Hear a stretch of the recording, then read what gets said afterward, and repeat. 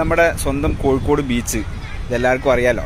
ഇപ്പോൾ ബീച്ചിൻ്റെ പൊലിമ പറയാനല്ല, ഇവിടെ നമുക്ക് ആവശ്യമുള്ള ഒന്ന് രണ്ട് കാര്യങ്ങൾ പറയാൻ വേണ്ടിയിട്ടാണ്. നിങ്ങളെല്ലാവരും സപ്പോർട്ട് വേണം ഈ കാര്യത്തിൽ.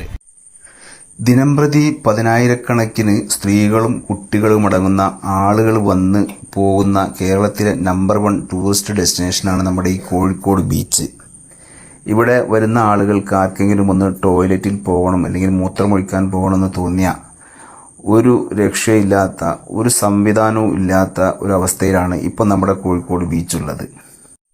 അടുത്തുള്ള റെസ്റ്റോറൻറ്റുകളോ വീടുകളോ പള്ളികളോ ആശ്രയിക്കേണ്ട അവസ്ഥയിലാണ് ഇപ്പോൾ ഇവിടെയുള്ളത്.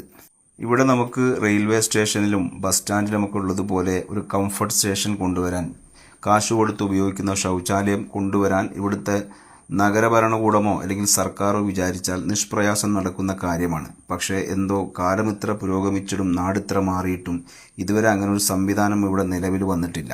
ഇങ്ങനെ ആളുകളുടെ ഒരു ദുര്യോഗം മനസ്സിലാക്കിയതുകൊണ്ട് മാത്രമാണ് ഈ വീഡിയോ ചെയ്തത്. നിങ്ങൾക്കും ഇതേ അഭിപ്രായമാണെങ്കിൽ ഈ വീഡിയോ നിങ്ങൾ സപ്പോർട്ട് ചെയ്യുക, മാക്സിമം ഷെയർ ചെയ്ത് ഇത് ആരുടെയൊക്കെ ചെവികളിലേക്കാണോ കൺമുൻപിലേക്കാണോ എത്തേണ്ടത് അവിടെ എത്തുന്നവരെ ഷെയർ ചെയ്ത് സപ്പോർട്ട് ചെയ്യുക. ഓക്കെ.